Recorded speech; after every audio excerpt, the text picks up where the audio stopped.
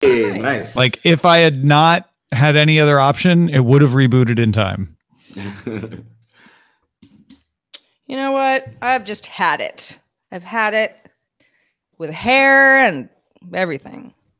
Are you going to shave it off? He's going to get rid of it? Yeah. If you need to take my advice. In about 5 minutes. Yes. There are times where I'm like, you go to home. I had the fastest haircut. I'm not going to say it's that good. Fastest haircut I've ever had on Sunday, because I went in and I was like, I just need something that I don't have to do anything to. right. And this woman, she was like, okay, we will give you a haircut. I think it looks very nice. That's what she sounded like. Her name was Sonia. I would not let anyone. Sonia Green. I'll be scared. I'll be scared to have them cut my hair. Well, my hair's so long that like, unless you do something drastic, like getting a trim, it doesn't look any different. It just keeps it from like growing forever. But there's not much like it's hard to screw up.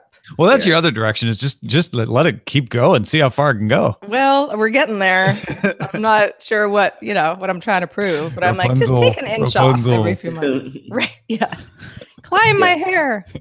See I don't want to make anybody offended, but like with black hair, black people's hair, you get one barber and you have to keep them for life. Like our hair is very specific. Like I can't walk in a supercuts, and not that anybody goes there, but I can't walk in there and like just cut my hair. They will.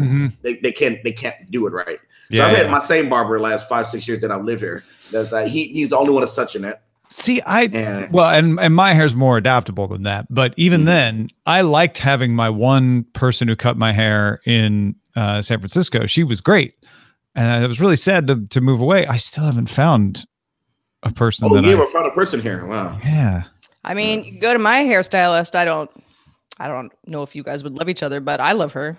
I'm very much like, I look forward to like catching up, and I'm going to be sitting there for a while, and it's important that you like the person. Oh yeah. The one in San Francisco was paid for by CNET at first, she was a little more expensive, but she was really good. Her name was Irina. She was from Ukraine originally. Nice. I don't even need to like him. I just need to have enough confidence that what I tell them to do will be translated into the haircut I want. Yeah, I just want them to be able to do what I need, and we got to be Facebook not friends. have me not have to re-explain it every time. When I was a kid, I remember getting a haircut at Supercuts, and the guy, I think, had Tourette's because all he was doing was swearing behind my head. Hey, Roger. I was like, I don't think I ever want to. Roger. What month is it? Sorry. Oh, I don't get the joke. Oh, sorry. Oh, I get it. Supercuts at 5th grade. That's a very pivotal grade in a young man's life. Stuck in that. It's ground month day. They gave me a bald spot. Gave you a bald spot. Oh yeah. They gave me a bald spot because my mom was like, "Oh, they're the only ones that open today. Let's just try them. They're new and they're only $5." Yeah. I see why mom wanted to do it. I'd have to go to school like that. I was so mad. Man. I think the first time I got a perm, which was a thing back in the day, people did that. It was at a Supercuts, and it was like my mom was just sort of like, "Well, if you're going to do this, we're going to do it as cheaply as possible because we don't even know if this is a good idea." And it, I don't know, probably looked horrible. Okay, are we ready? Real quick, the quickest, no discussion, right? It just goes bam, bam, bam. Yep. Okay, gotcha. One-liners are perfectly acceptable, but no conversation around. Gotcha. Okay, here we go. Everything's backwards because I have a different setup. So hope I do this right. 3, 2. Daily Tech News Show is powered by its audience, not outside organizations. To find out more, head to dailytechnewsshow.com/support. This is the Daily Tech News for Monday, March 5th, 2018. From DTNS headquarters in Los Angeles, I'm Tom Merritt. And from Studio Feline, I'm Sarah Lane. And from I think it's sunny in LA, I'm Lamarr Wilson. And also, boy, we're just all LA area. So Angelino-centric. Can we get outside at least the 110 freeway? Roger Chang, our producer. Yes, I am by the 134 and 5. There we go. We're learning more about you every day. You're little nuggets of information. We're gonna have an assignment for Roger before the end of the show. No, homework. I'm telling you, we've got it involves eating. Ooh, it could be both good or bad. I love eating. I look like I love eating. Let's go. All right. Let's start with tech things you should know. The New York Times sources say that Google is selling restaurant review service Zagat to online restaurant reviewer The Infatuation. The sources say The Infatuation will continue its curated reviews and keep Zagat as a separate brand. I'm sad about this. I like Zagat. Zagata believe. Zagata believe. Facebook has been testing allowing publishers to use a red breaking tag on news once a day and up to 5 times a month. The tag goes away after 15 minutes to 6 hours. Facebook is expanding the test to 50 additional publishers in North America, Latin America, Europe, and Australia.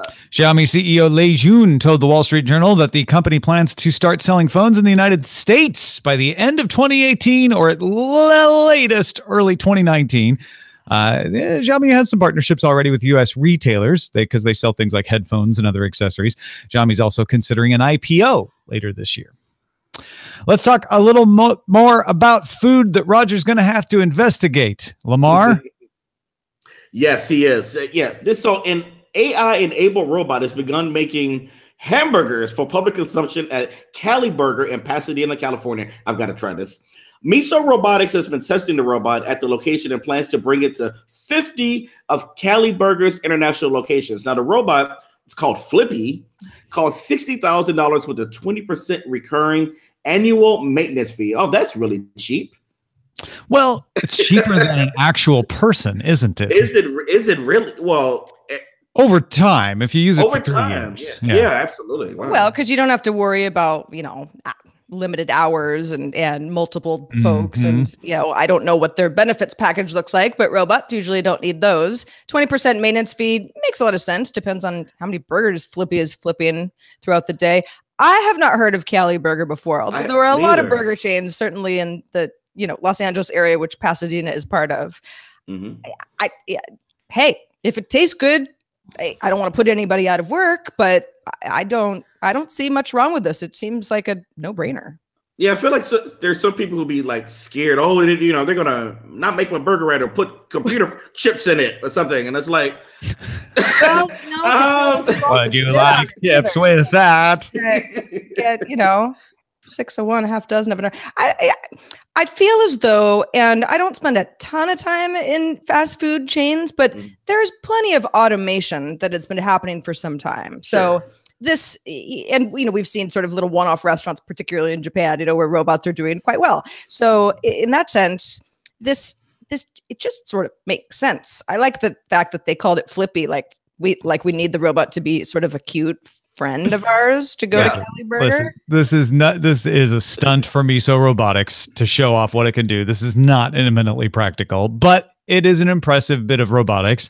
It's a stunt for Cali Burger to get people in and eat their burgers. Roger, are you willing to brave this? Because this is not that far from your house. I can go over and get video of the product being cooked, and I will try eating one. Although I will say, if it's not good, I won't finish it. That's fine. That's totally fair. That feels fair. Mars sounds like your game too.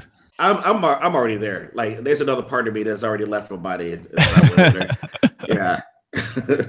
Big fan of burgers, even robotic burgers, not a problem. Yep. Sources tell Bloomberg's Mark Gurman and Debbie Wu that Apple's working on new Apple-branded noise-canceling over-ear headphones that are closer to models it already offers under the Beats brand rather than AirPods. Apple's said to be trying to launch the headphones before the end of the year, however, has hit development problems and could end the project entirely. Meanwhile, KGI analyst Ming-Chi Kuo repeated expectations for new iPhones. We've heard about this. Also updated AirPods coming from Apple this year. Also, though, for the first time, we've heard a new, cheaper MacBook Air model might be on the way, expected as early as spring. No kidding. So, nothing surprising then. Like, it's been 3 years since they really, I mean, I did a spec update last June for the MacBook Air, but it doesn't shock me that'd be like, oh, it's about time for a new MacBook Air, new AirPods. Yeah, sure. Okay. They've been around for a couple of years almost now.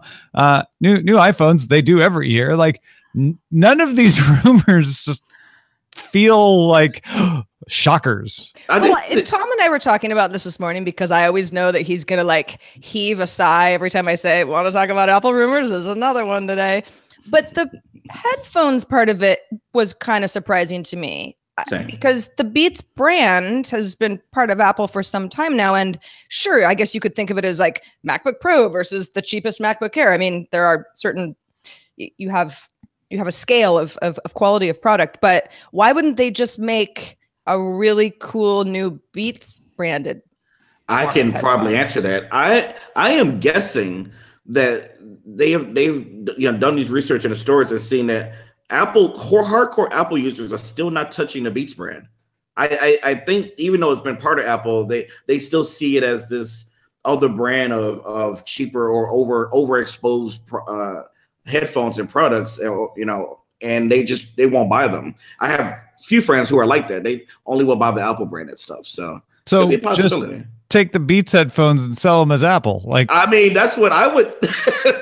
Why is this so difficult to develop? Unless they're doing, unless like Apple does, and I'll give them this. Sometimes they develop, like they did with the AirPods, a new system that works differently, and that might be what they're after here, is to try to change it in a way that's unexpected. But I mean, if all you want to do is sell headphones to people who don't like the Beats brand, just sell them under the Apple brand. Done. You're in. Right. Yeah. I guess it would remain to be seen if the new headphones come to fruition, and it doesn't sound like that's a given, but it's rumored. At least the company's working on something like this. Does the Beats brand eventually go away? Does it become, a lower cost version of the champion headphones, the new cool Apple headphones, and there just isn't brand distinction anymore? That would be my guess. The Guardian reported that in one of its user surveys seen this weekend, Facebook asked a question about how to handle a private message in which an adult man theoretically asks a 14-year-old girl for sexual pictures. They're saying, if this happened, how should Facebook handle it? Now, that practice is unambiguously illegal, and Facebook already has policies prohibiting it. They already know how they handle it and how they have to handle it. Guy Rosen, VP of Product of Facebook, tweeted after the Guardian article came out that question should not have been part of this survey. You don't say, Guy. Yeah, so I looked at the choices, and it's like, okay, is this entrapment? Are they just trying to round up all the remaining pedos out there? That first one, it should be allowed on Facebook. I wouldn't mind seeing it. Come on, like. You're not saying that. That's one of the options that could be selected. Yeah, let's make that very clear. Yeah, right. One of the options. Yeah, that was Lamarr. It was my first thought as well. It's like, okay, well, if it's illegal and Facebook already has a policy that you can't do this, what would be the point in asking me, hey, Sarah, what do you think we should do about it? You've got 4 choices here, and one of those choices is it's cool. If that wouldn't somehow come to bite me later on, right? And I'm not even saying, oh, I'm a monster and I think that it should be okay. What if I just wasn't paying attention and all of a sudden I'm on some weird Facebook list of people that should be watched? That's a good point. That's a really good point. 2 things to keep in mind, and I'm not trying to let Facebook off the hook in any way here. But 2 things to keep in mind is it is conceivable that these are in fact anonymous. I know it's Facebook and that's hard to believe sometimes, but they may not in fact be collating, although they haven't asked TechCrunch's very pointed question about that yet. They need to answer that and tell us one way or the other if this information was anonymous or not, because that makes a big difference, as you guys have well pointed out. Second is, in an actual scientific survey, not a survey where you assume Facebook says, hey, we want to do it this way. Let's find out if people are okay with that. But in an actual scientific survey, you might ask this question as a calibration to say, like, all right, we found out 4% of our audience actually answered a very obvious question in a way that is not obvious. That tells us something about the sample, right? Mm-hmm. And so the assumption is Facebook's asking something because they either don't know what the answer is or want to do something different. That doesn't have to be the case. You may ask a question in a scientifically valid survey because you know the answer and you want to see how that audience responds, given the fact that you know the answer. I'm not saying that's what they're doing either, but that is another possibility to consider. Absolutely. Yeah. It's just so the subject matter is so. I mean, this is you go to jail for this. Inflammatory would be the word. Yeah, I mean, it's hard to believe that there couldn't have been another question used in a scientific way. But yeah, shame my face. We'll probably get. I would assume that Facebook will have more to say on this. That Guy Rosen is probably like, who did this? Why did this happen? Yes. Yep. So The Verge's Vlad Savov was among the many attendees at Mobile World Congress last week who noticed how many Android phones were adding notches for cameras and sensors similar to the iPhones, except that the notch does not usually do facial recognition and the OS is not often adapted to account for the space. Now, the ASUS ZenFone 5, for instance, touted its notch as being 20% smaller than a Fruit Phone X, but it still has a bezel at the bottom. Leaks of the LG G7 also show a notch. Leaks of the Huawei P20 also look like they have a notch, but still with the bezel on the bottom as well. Like, what is going on, Tom? It sounds like a lot of companies are putting in a notch because they want people to think it looks like an iPhone and buy it. I mean, the notch should not be a feature. It is not. It's not something we should like and love. No, it's a thing that I've learned to live with on both my Essential phone and the iPhone 10. Oh, you have Essential too. Oh, yeah. But in both cases, they have a reason why they put it there. A lot of these phones don't. That's just silly. Well, I heard about this in our patron Slack last week because everybody there knows I like cats. So thanks to everybody who pinged me about it. But this is a story that I think the rest of you will love. The Next Web talked to the creator of something called OpenCat. It's an open source robotic cat design created by Rangjan Lee, assistant professor at Wake Forest University. Lee says he started making a pan tilt camera for Raspberry Pi with 2 infrared lights, and then the camera kind of started to remind him of a cat. So it became a robot cat. So it's a serious advance in quadruped movement if you really think about it. Long-standing challenge. He has 2 models. There's a smaller one that runs on Arduino, and then the larger Raspberry Pi model, which he says will target to the consumer market. Lee told the Next Web that you don't have to ensure the robot responds to human instructions every time. So people might think, well, she hears me, but she just doesn't care, like a real cat. Just like a real cat, which is true. I definitely know this. We'll also have a link in our show notes to the project, which is under the GPL 3+ license, which is at hackster.io, and there's a longer URL. Loving this. I have 2 real cats, so I mean, they probably would not enjoy the robot cat. And quite frankly, it looks less like a cat and more just like a cool robot. But hey, we're getting somewhere, right? Yeah, Ibo, move over. I'm a cat lover, and I don't have any cats yet, but I was thinking, robot cat, no more litter box, no feeding. I can go on vacation for weeks at a time. I must have. Thank you, Sarah, so much. I need to get this. Yeah, well, I didn't make it, but but the coolest thing is both of you could make it. You 3D print the parts. You get an Arduino or a Raspberry Pi, and he's got all of the code at hackster.io for you to put this thing together and program it. Oh wow! It's not terribly easy, but you can do it. He's open sourced it. I also love the fact where he's like, and don't worry, if it doesn't really work that well, it's just like a real cat. Yeah, exactly. Very slick. Such a wonderful fudge factor. The demos are pretty impressive, though. Like, he's able to have it run and trot and react to do some like basic facial recognition. It makes sounds when you touch it, both purring, meowing, and playing tunes, like tapping it on the back. So it's pretty cool looking. Yeah. Well, robots, they open doors for each other now. They're, looking more and more like household animals. It's a great world. And Black Mirror. Okay, let's continue. Yeah. The old saying, when a robot opens a door, it comes for you. Run. To get all the tech headlines each day in about 5 minutes, subscribe to Daily Tech Headlines at dailytechheadlines.com. You can get it on the Amazon Echo, in the Google Home, on the Anchor app, and of course, as a podcast in your favorite podcatcher. You can find out all the information at dailytechheadlines.com.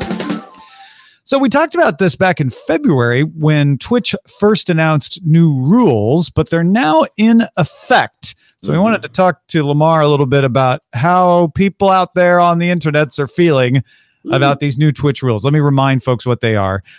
One is you as a streamer are now expected to not turn a blind eye and absolve yourself of responsibility of what your audience does. The rule specifically says you must make a good faith effort to quell any efforts from those in your community to harass others. So if you see it happening, you're supposed to make a good faith effort to stop it.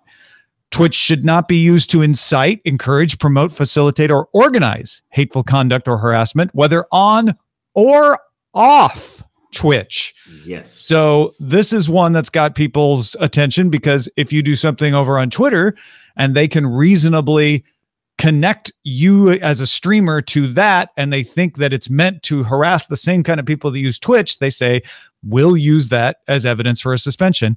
And there's a whole other thing about attire that basically says that you should wear what would be publicly appropriate for the context, location, and activity.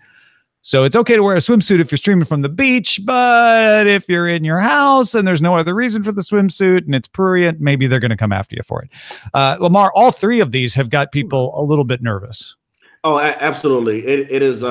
It's really on fire. You know, if you type in TOS and Twitch on Twitter, you know, you get to see the stream. Now, there's just to be fair, there are people who say, "Hey, great. You know, we're tired of all of these cam girls who get all this attention because they're showing, you know, their chest, and we're tired of so-and-so streamer telling his fans to go out and smack, you know, and trash another streamer." That's good. But this is Big Brother element of, hey, you know, if I'm on Twitch and I'm a partner in here, something that I or my fans might say on Twitter or on YouTube or on Mixer somewhere else, you know, Twitch could penalize me for that. So there's two things. There's the fan aspect. So someone can go and say, hey, I'm a Lamarr Wilson fan. I hate your unboxings are awful. His are the best. F you, and go on and on.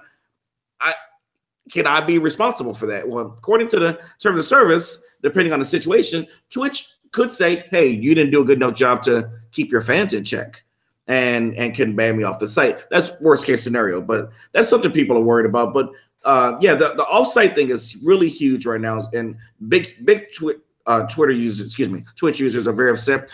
The other really big one that not many people are talking about is past streams. They literally told partners a couple months ago, hey, we're going to do this. You need to go through your past streams. Any that you did any of this stuff, you better delete them, because if we find them, we're not going to suspend you, but we're going to delete them because you didn't find them. So it's a very stressful time right now for the streamer, and people want to say, hey, we're going to go somewhere else. You know, as somebody who is less familiar with the Twitch community, but you know, enough to sort of understand where they're coming from, a lot of this feels like, okay, this is, you know, it's an effort to make the community more, you know, a safer place for everybody to be, you know, and not have people feeling harassed all the time in a community that continues to grow.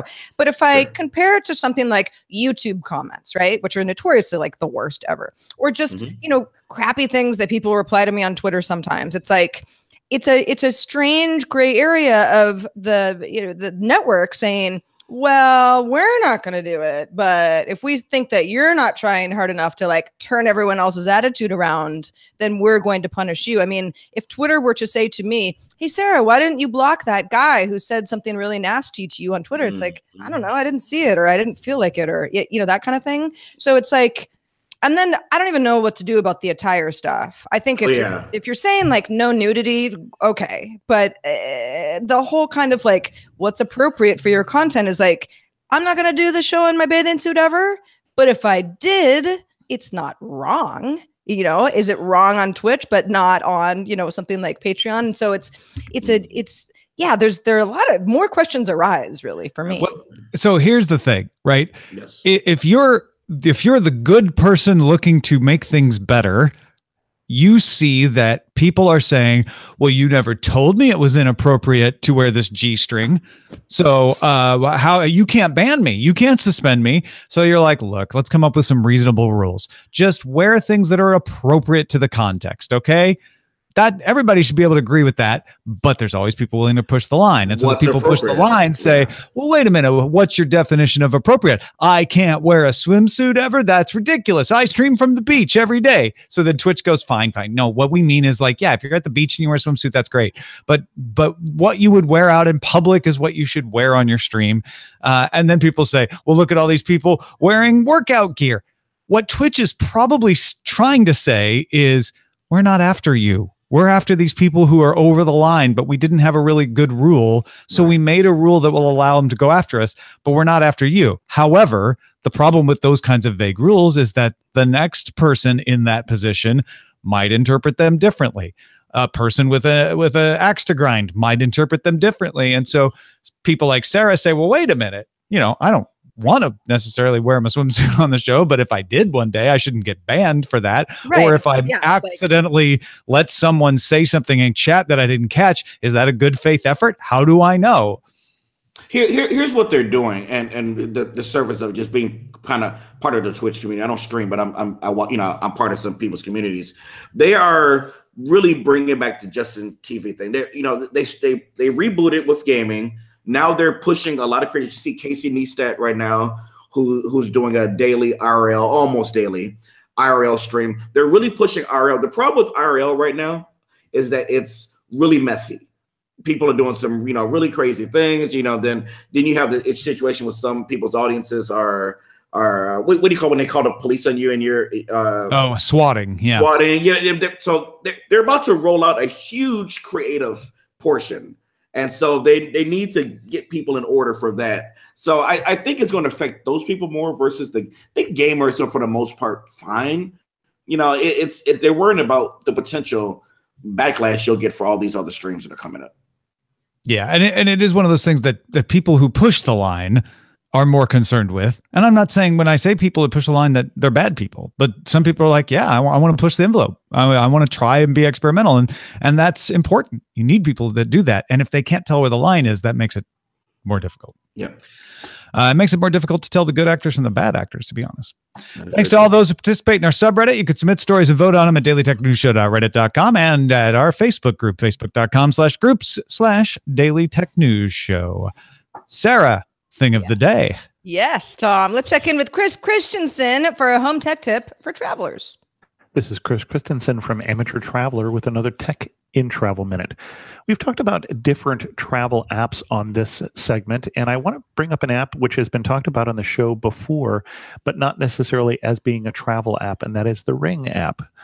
We usually have somebody at our house because we do hosting for Airbnb, and so the house is very seldom empty. But over the Christmas break, just turns out that all our renters were off on various trips and such, and so we installed a Ring doorbell, and it's very easy to install. It just hooks up to your regular doorbell's wires. We installed it in probably less than half an hour. And then you can use the Ring app. You have to buy their service to use that in the long haul to see when people are coming, when there's motion at your front door, or even to answer the front door from someplace remote, as long as you have access to the internet. So think about that as a travel app to give you a little home security while you're on the road.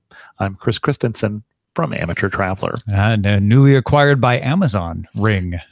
Yeah, real quick, and if you want to really get in with your neighbors, that they have this neighborhood section where you can see where people are being overly paranoid about someone coming up to their door, and they post it, and then you get an alert and get to watch the video of them, worrying about a man sitting in front of their house in a car for no reason. Just it's the same thing I see on Nextdoor taken to the next level. It's great. It's great drama to watch. Yeah. Well, hey, and if somebody's actually being shady outside of your building, great. But if your neighbor just doesn't like that guy, look at them, then Jimmy just likes to sit in his car. And I didn't just make up a name or a thing. That happens. Probably happening right now, to be honest. Exactly.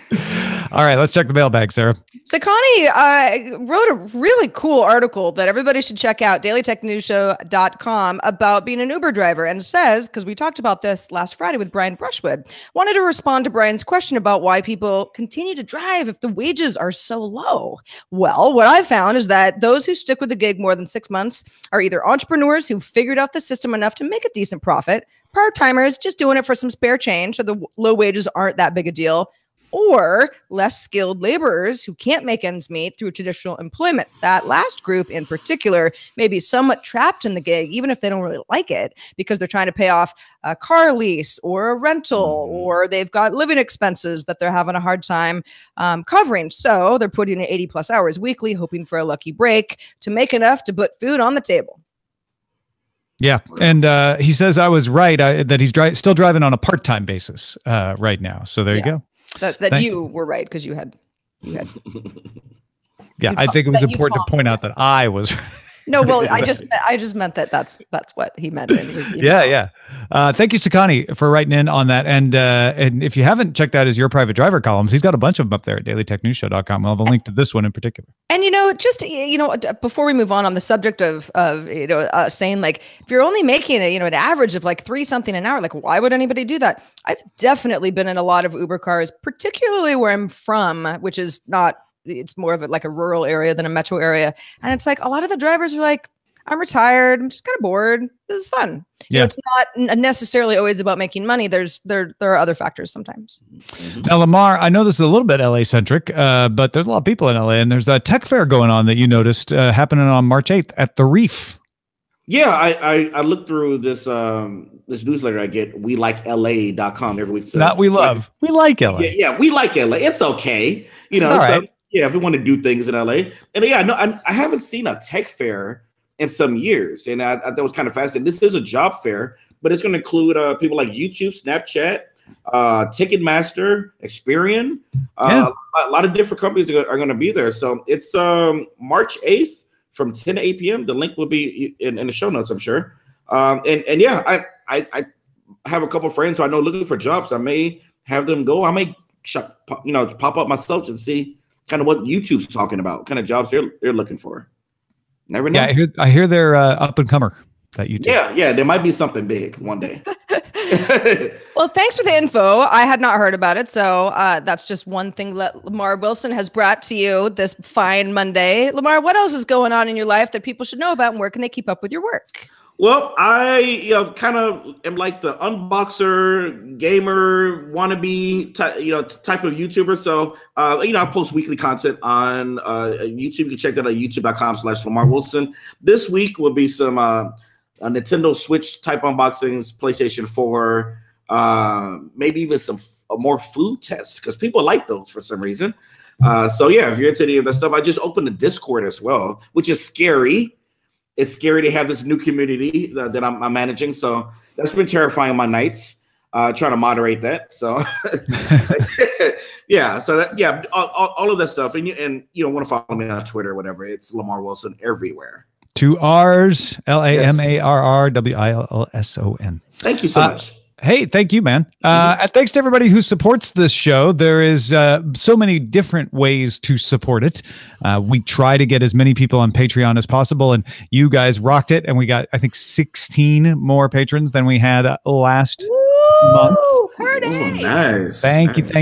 That'll keep us in business. Also, the other way, we want to be able to do things that we don't have to telegraph and commit to, right? Patreon's great for the thing like, we definitely want to do a roundtable show. We want to do a second roundtable show. Get us to that milestone. We'll do that second roundtable show.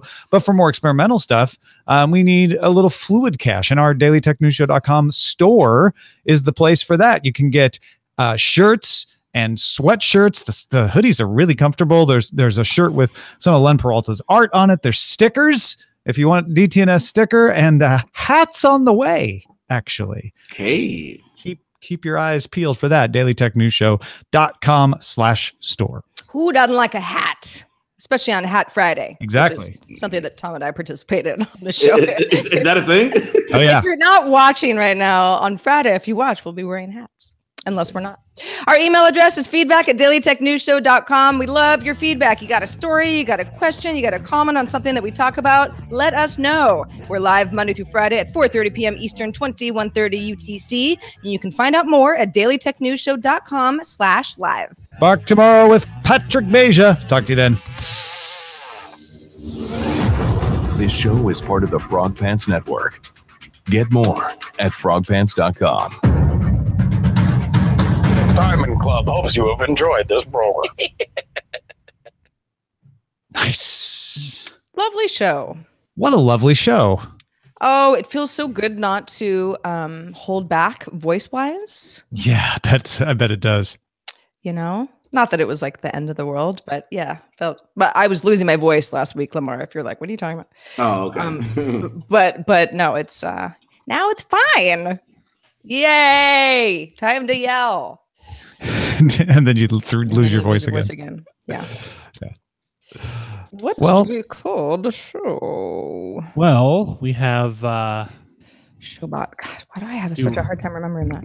Showbot.chatroom.net. Yeah. Do robotic cats dream of electric mice? That's cute. BurgerBot, do you want chips with that? And ignores you like a real cat.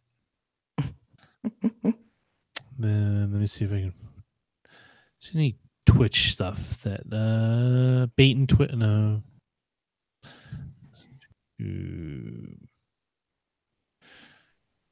A notch is not a feature is kind of good too. Like that. Yeah. A notch is not a feature. Only because I yelled it. Screamed it. Also might get the Minecraft fans accidentally watching the show and then loving it and subscribing. Hey, he doesn't work there anymore. Never mind. Hey, he's still very influential though. Yeah. Notch is not a feature. I'm in. That's a good one. I like that. Okay. Nacho Notch.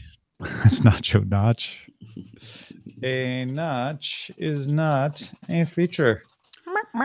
This is not a pipe. You didn't tweet the link. Oh, you tweet the link from the DTNS Twitter account. Okay. I didn't see that one. Oops. Well, I'll push the show in my Discord. Yeah. Oh yeah, do it in the Discord. It's actually kind of growing pretty fast, but I haven't even pushed it on YouTube yet. Oh wow, yeah, you'll get a bunch of folks once you do that, I'm sure. Yeah. It's we have a nice little Discord. We don't push it much either. But it's tied in with Patreon. So you can just go into it. If you connect your Patreon account to it, then it automatically shows up. Yep. Really nice. Oh goodness. Oh goodness. So did we have any leftover topics that we wanted? We were talking about something right up till showtime, and it involved food, I think. We're talking about everywhere we worked. Well, you all, the famous people, where all you all worked. And, yeah, we talked about that for a while. Collective work. Oh no, we were talking about living situations, like sharing bathrooms and stuff. That thing I shared about the San Francisco. Yeah. The shared. I still can't comprehend that. 3,000, 2,000, 3,000 a month. Oh man, I'm too old. I can't do that anymore. To share? No. Yeah. I hated. Well, you do this thing. What is it called? You do this thing called marriage and family.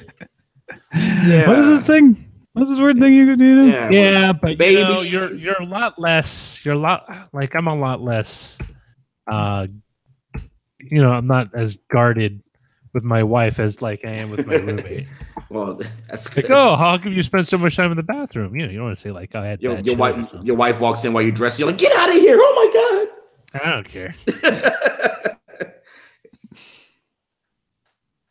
Everything's that needs that I would be ashamed to be seen has already been sawn or seen. Oh wow, sawn. That's unless you meant something with involving a saw. Yeah, then we have many questions. Yeah. I don't know. Roommates. I mean, this is the thing. If you get a really good roommate, you could probably be the best experience in the world. If you don't have a very good roommate experience, all your other roommate experiences tend to be colored by that. Yeah. I noticed all of my, they tend to be a little bit younger in their 20s, or the friends I have now. Like everybody in LA, especially if they're on YouTube, but most of them live with other people. So when I tell them I've been here for almost 6 years alone, they can't comprehend it. Wait, you've been able to afford the rent? I was like, I make sure I afford it because I'm not living with people. Like I don't want to be in a YouTube house. That's a nightmare. I thought you were gonna say I didn't say I could afford it. I said I did it.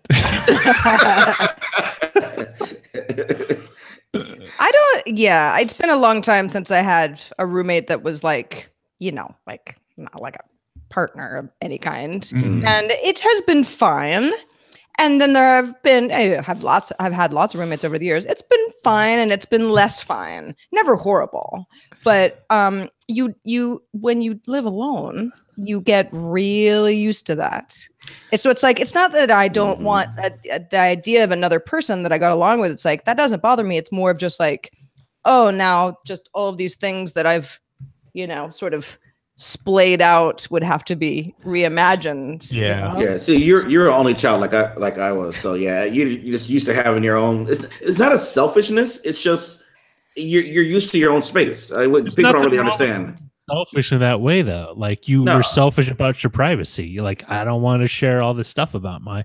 I think though that at some point it's going to be, because I am like you guys, even though I wasn't an only child. I like having my own space. I've generally preferred to live alone when I could afford it.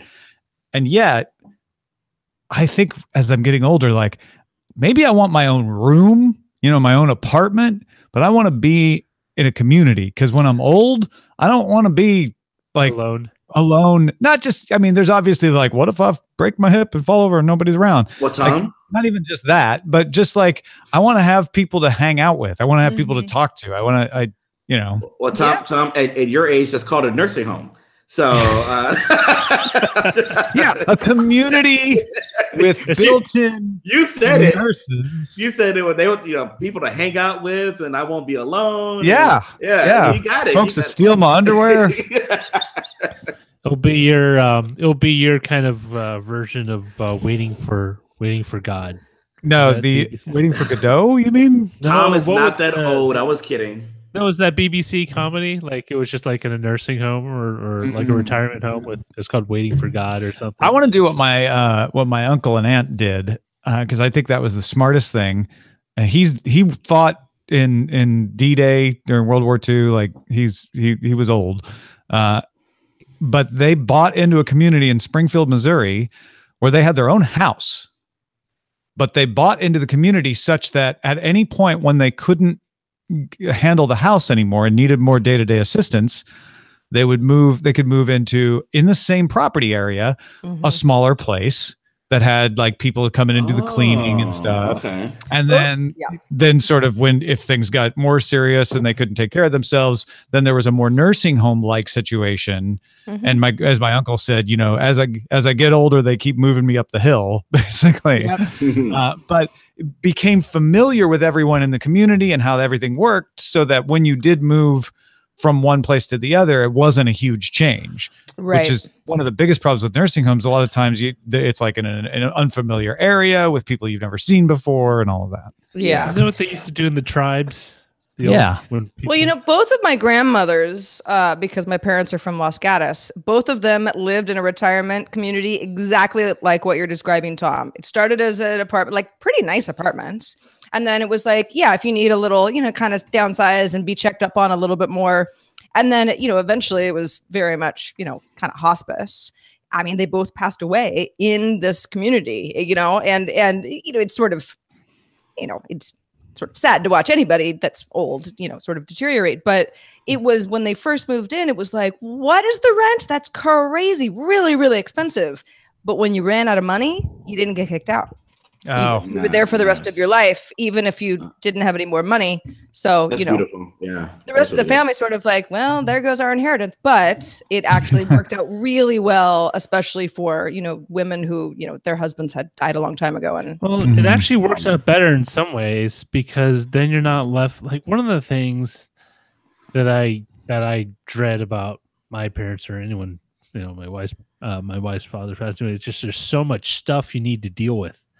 Like so much paperwork, so much legal stuff. And it's just like, that's what I'm more concerned about that than anything else. It's like, what am I going to do? It's a nightmare. Trust me. My grandma Roxy lived in an assisted living, like really minimally assisted living situation at the end of her life. She never went into a nursing home though. Mm-hmm. She was she lived in an apartment that was subsidized for seniors, and they provided in-home cleaning, which she would clean before the provided in-home cleaning person would show up every week. She didn't want to be embarrassed in front of the in-home cleaning person, and then that person would laugh at her and complain, like, "You didn't leave me anything to do." And then my grandparents, they both lasted. My grandpa died in his house. He just had a heart attack and died. So he never went to a nursing home. And my grandma on that side, she made it to the last couple of years. She had to spend the last couple of years in a nursing home because of Alzheimer's, but she made it pretty far. So I'm kind of, crossing my fingers that you inherited those genes. I inherited some of that longevity so I could avoid the worst of it. But I still don't want to be, as much of a loner as I like to be sometimes, as much as I just like to be left alone. It's one of the reasons I like working from home. I don't want to be so alone when I'm old, because it's harder to make friends as you get older. I mean, I don't consider myself all that old. I mean, I'm older than I used to be, but I already have that issue. I love working from home in the sense that, like, it's very flexible. If I don't want to take a shower until I need to, I have less, certain things that you have to answer to when you're in an office environment where I'm like, I can kind of do things my way. Sometimes I also say, like, I mean, besides you guys, it's like, I haven't seen anybody, I haven't talked to anybody except, besides the guys, at the corner store when I get half and half. It's like, it can sort of feel lonely after a while where you're like, I need to, like, be in public or something. That's one of the reasons. The last place I lived from here was I was holding down friends before he was going to sell it, a really, really big house. Like Tom was there. Yeah, it was a nice place. Just a really nice place, but it was in the middle of nowhere. And I had the same issue. Like, it was so far away, friends didn't want to come visit, or it's like more of a hassle. Like, Tom came, bless his heart. I have my helicopter that I could take. Yeah. But see, and after about 6 months, I said, you know what? I grew up in high-rise apartment buildings. That's what I know. That's what I'm comfortable with. So I moved into an apartment community. And I love it. Like, I have friends that pop up every day or every other day, as much as I need them to. And so I don't, or I can just hang out in the common areas. I don't ever feel like as alone as I did in your kind of like the situation you mentioned, Sarah. Because I definitely have those situations where, like, you know what? Because I bought enough food for the week. It's like, I haven't seen people in 4 days. Well, and that's why I think a lot of these WeWork or, even like the variety of co-working spaces that I know a lot of people who belong to them, and I'm like, that's even more money to, like, go hang, like, what in the world? But I think for some people it makes a lot of sense. For us, not so much, because we need these sort of more controlled environments to do what we do. But yeah, I mean, there is something to that. I don't know, human interaction. Who knew? Yeah. You do need some. It turns out. Yeah. Oh, my best friend from childhood and we've already made our pact. Some people say, like, if we're not married by this age, we'll marry each other. She and I don't want to marry each other, but we do want to move in together when we're old and gray. Oh, see, that's good. That'd be really right. Cool. And it's like, it'd be great. Like, let's not do it right now. Like, but when we really need each other, then well, because right now I can jump in a car and I can go somewhere, and I could, I have people I could call and be like, hey, you want to get a coffee or whatever. But I worry that if I'm old, I won't be able to jump in the car. I'll lose track, or my friends will all die, or whatever. Well, I want to have that built-in community. I guess the perfect situation would be an apartment that's all my own, right? With a room and everything. But then a community out that I could easily go out and find people that I didn't mind hanging out with. Mm-hmm. I think apartment complexes are awesome for that. I think it's really most noticeable when you live by yourself, and you get sick. And then it kind of dawns on you. It's like, I really got to do all this myself. I'm retching into a plastic bag. I got to haul myself. Why does it have to be a plastic bag? Okay, some sort Roger's of a poet, Sarah. He's trying to paint a picture with words. I mean, like, does no one have a bucket? Jeez. plastic bag. I don't even have anyone to bring me a bucket. All I have is all alone. plastic bags from the liquor store. Well, Exactly. it's not like I have a convenient, personal sized bucket I can use when I get sick, right? I use those plastic bags you get at the supermarket because I reuse them. We're retching. But you kind of realize when you're there shivering under the sheets because you're running a fever, even though it's like 80 degrees outside and you think you're going to die. It's like, crap, I really need a hand with some of this stuff. Well, and even, at any age, it's like, I know I always talk about how much I like living way out at the beach, but for anybody who lives in LA, it's like I'm on one side of a very large area. Mhm. And some of people, people that I care about very much are just not very near me. And so it's like, it would be inconvenient for them to like just swing by unless we've planned it in advance. Or even swim by. Or even swim by, right? Even if they're really good swimmers, they'd have to go around, I don't know, but the Panama Canal or something. But yeah, it's like there's lots of factors that you don't want to like. I mean, some people want to cut themselves off from all other humans, and sometimes some people are robots who want to kill all humans. Right? No, some like are that cat. Cats. Yeah, that cat might want to kill all of us one day. Just ignore humans, so that's not going to help either. Robot cat is going to ignore me, like a real cat. It's like, I need help. My beloved felines, get me aid, and they just kind of look at you and they do the cat equivalent of a shrug. Yeah. Not feeling it. And then a dog will come over, start licking your face and barking excitedly. Waiting, but like none of them can physically like pick you up and put you in a chair and call 911 and say, I need emergency services. Nah, that's why you need your robot pal. That's why you need Siri. That's the goal in Japan, is to create a robot for aged care that you don't necessarily need a human, but a robot could like, oh, this person's in distress. I'll run subroutine number 7. Fold them in a briefcase and mail them out. Oh my! All right.